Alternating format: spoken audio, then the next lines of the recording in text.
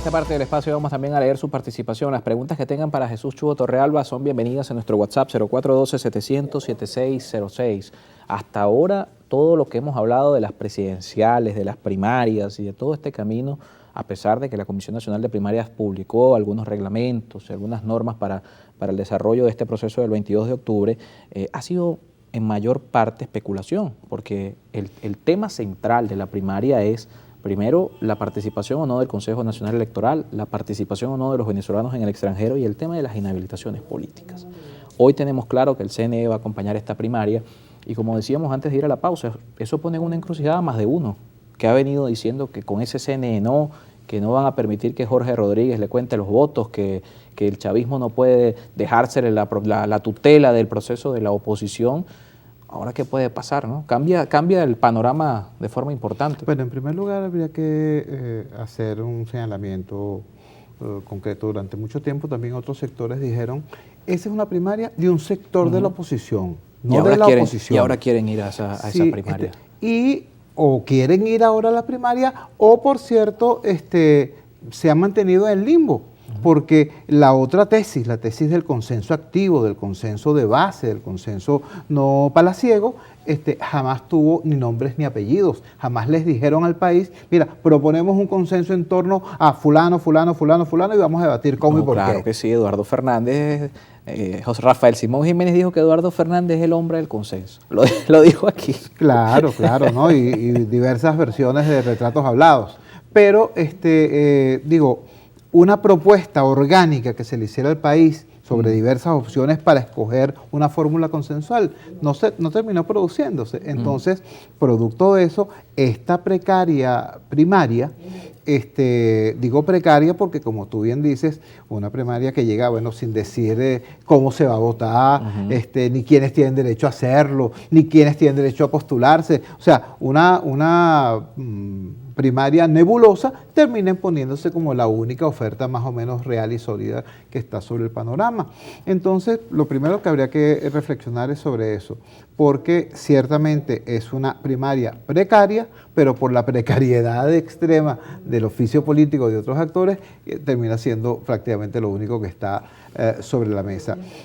Sobre esto yo quisiera compartir con tus televidentes un símil que creo que es útil, porque además es hechura nuestra, es hechura de los venezolanos, y es lo que acaba de pasar en la Universidad Central de Venezuela. ¿Qué ocurrió en la universidad? Bueno, en primer lugar hubo una negociación entre la comunidad universitaria y el gobierno. Gracias a esa negociación entre la comunidad universitaria y el gobierno se logró Fue que vimos esas elecciones, una elección. Después hubo un fiasco. Y todo el mundo tuvo que ceder, ojo, hay que también aclararlo en esa negociación.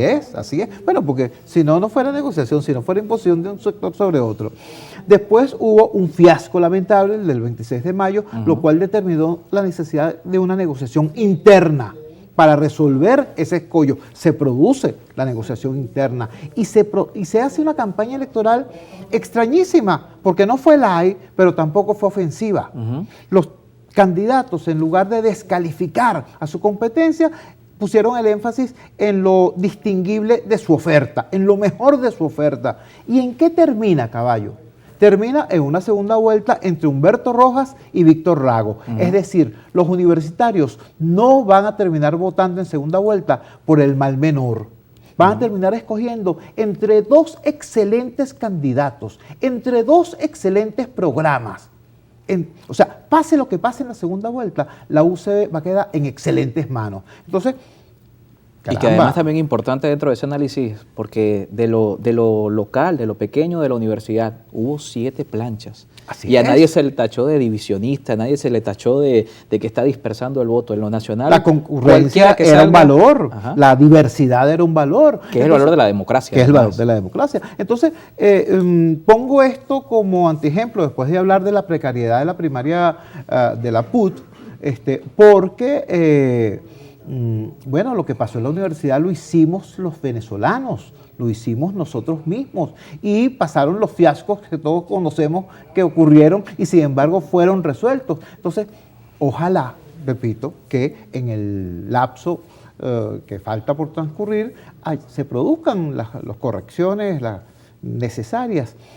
no, por cierto, para que gane fulanito en vez de fulanita, no, sino para que tengamos, como los universitarios, como los usevistas hoy, la posibilidad de votar no por el menos malo, que ya estamos hartos de eso, sino efectivamente por una opción que nos represente, que encarne el ansia de cambio legítimo de la inmensa mayoría del país, integrado, mira, por los opositores de siempre, por los decepcionados de ahora, ¿no? Y por los muchachos que tienen certeza de que el futuro no solamente es posible, sino que lo tenemos al lado, porque las redes sociales sirven para que nuestros muchachos, los que quedan acá, vean efectivamente lo que está ocurriendo, y no en los países del norte europeo, sino aquí al lado, en República Dominicana, cómo se vive en Colombia, cómo se vive en Ecuador, por Diosito.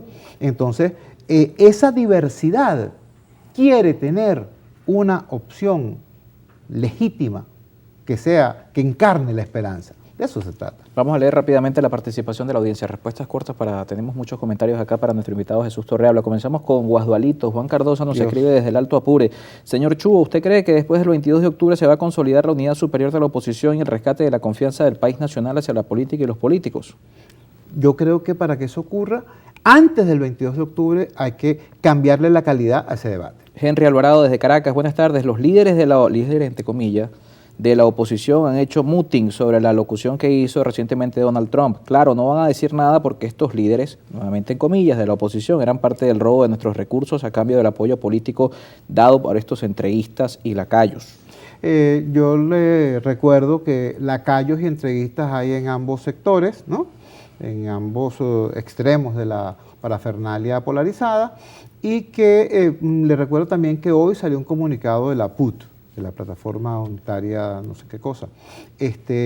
Yo creo que está bien el comunicado, pero creo que hay actores caracterizados que estaban efectivamente llamando a una intervención y que ahora están escuchando del principal interventor cuál era su intención, que era cogerse el país y quitarnos el petróleo. Esas personas con nombre y apellido le deben una explicación al país. José Sánchez desde el cementerio. Apreciado Carlos, un abrazo, gracias por el programa. ¿Qué debemos hacer con los presos políticos de Venezuela según la opinión de Chuo Torrealba?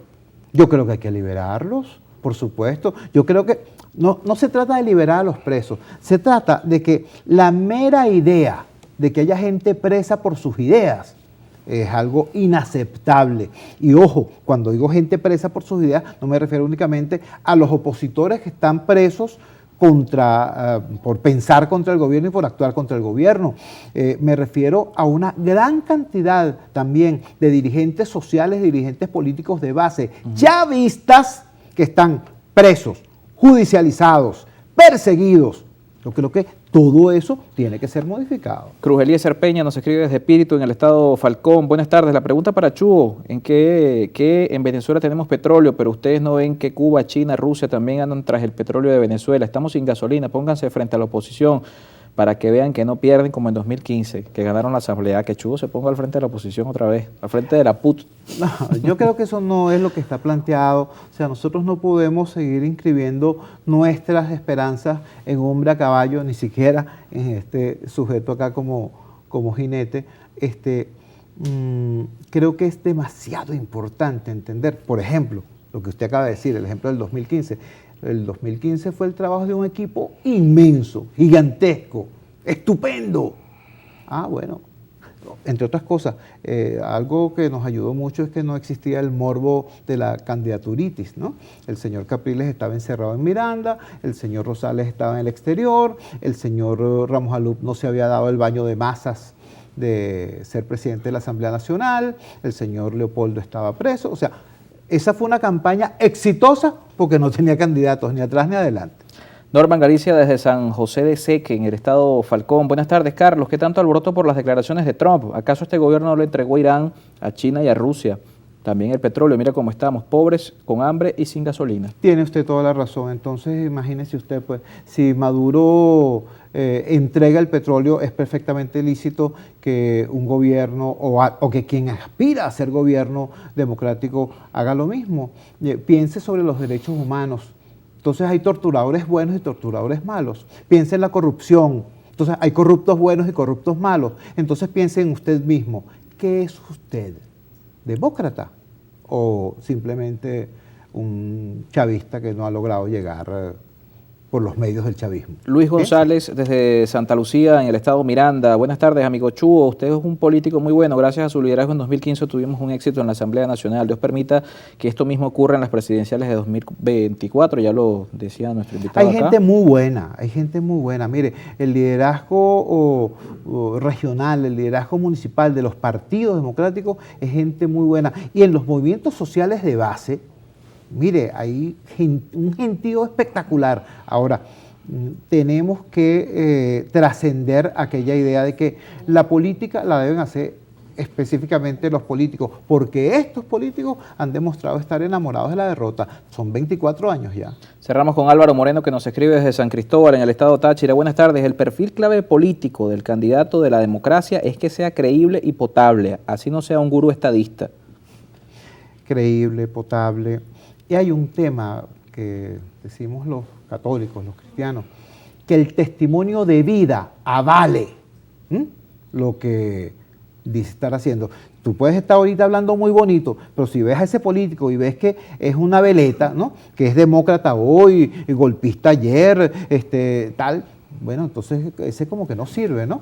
Entonces eso, el testimonio de vida es mucho más convincente y útil que cualquier declaración conmovedora. Muchísimas gracias por acompañarnos esta tarde. Jesús Torrealba con nosotros en estudio. Hacemos una pausa y al regreso estará con nosotros Enrique Ochoa Antich. @EnContextoEpisodio y @Carlos Peñalosa en nuestras redes sociales.